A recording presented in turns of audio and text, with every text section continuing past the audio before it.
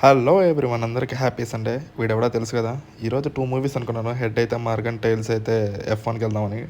టైల్సే పడింది, అంటే F1 చలో. ఇంకా అలా బైక్ వేసుకొని స్టార్ట్ అయిపోయాను. ఈరోజు ఇంకా మనం వెళ్తుండేది కర్మన్ ఘట్లో ఉన్న ఇందిరా నాగేంద్ర థియేటర్కి. డైరెక్ట్గా టికెట్ కౌంటర్లోకి వెళ్ళి టికెట్ అయితే తీసేస్తున్నాను. 100 రూపీస్ పడింది. థియేటర్ లోపలికి వెళ్ళాను, బాగానే ఉన్నారు ఆక్యుపెన్సీ. అలా అయితే సినిమా కూడా స్టార్ట్ అయిపోయింది.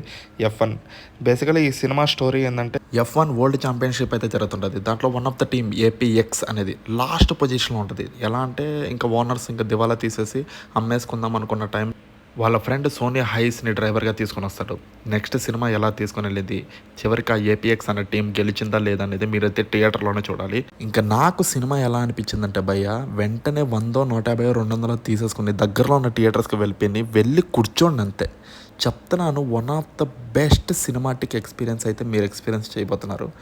పీక్ ఉంటుంది అసలు, బ్రీత్ టేకింగ్. మీకు ఇంకా క్లైమాక్స్కి వచ్చేసరికి దిమ్మ తిరిగిపోద్ది బ్రో. F1 లాంటి మీరు అక్కడ కూర్చున్నప్పుడు థియేటర్లో ఒక రేసింగ్లో కూర్చున్నాం అన్న ఫీల్ వచ్చేస్తుంది మీకు.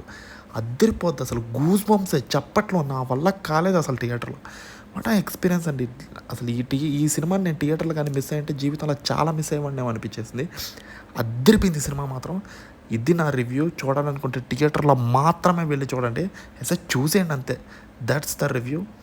Please like, share and subscribe to bachelor cinemas.